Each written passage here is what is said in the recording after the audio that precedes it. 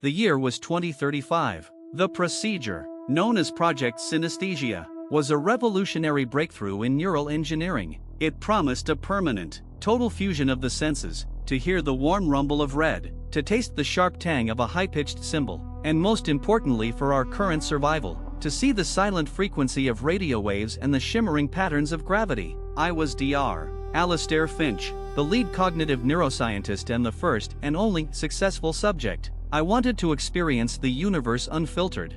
The initial days were euphoric chaos. The world was transformed into a dazzling, roaring symphony. Every spoken word became a three-dimensional sculpture of light and texture floating in the air. Music was a visceral, architectural event, filling the room with complex, pulsating geometric forms. I saw the air currents, tasted the sharp, metallic blue of electricity, and felt the soft, continuous hum of the Earth's core as a deep, velvet black against my skin. The universe was infinitely rich, infinitely loud, and infinitely beautiful. I was a god in a sensory cathedral.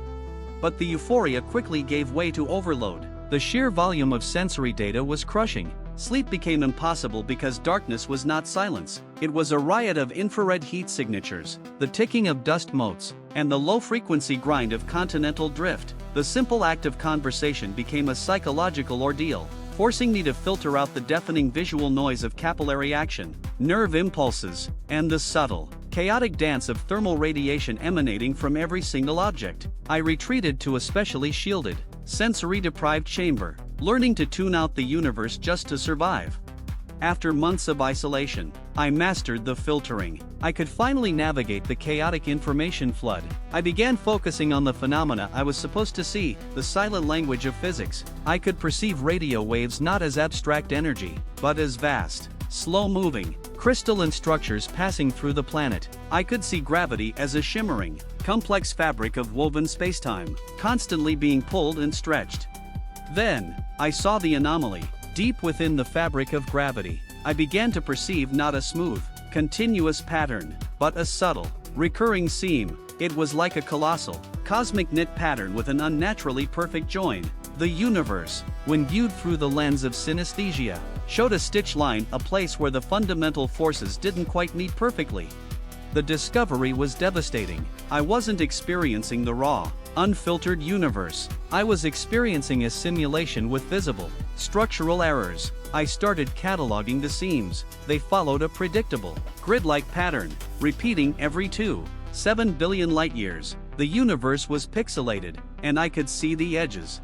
The ultimate twist came when I focused my augmented senses on the most intense seam I could find, located near the center of the galactic core. I concentrated all my energy, pushing my synesthetic perception past the threshold of sight and sound, focusing on the pure vibration of the seam itself.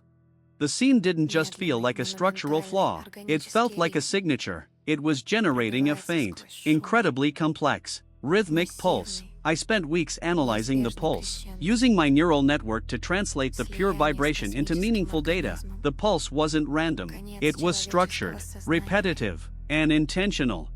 The translation was a single, shattering truth. The pulse was an audible, visible clock, and the seams were not flaws in the simulation. They were structural supports. The entire universe wasn't a simulation run by an external entity. The entire universe was the entity.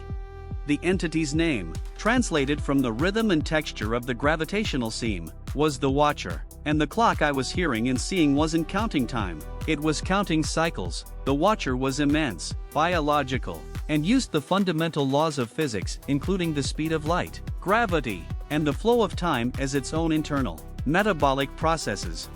The shocking, final revelation was the translation of the Watcher's current cycle message, delivered directly to my enhanced consciousness through the seam's vibration, initiating sensory fusion cycle. Assimilation of new consciousness complete. Welcome, Watcher's Eye.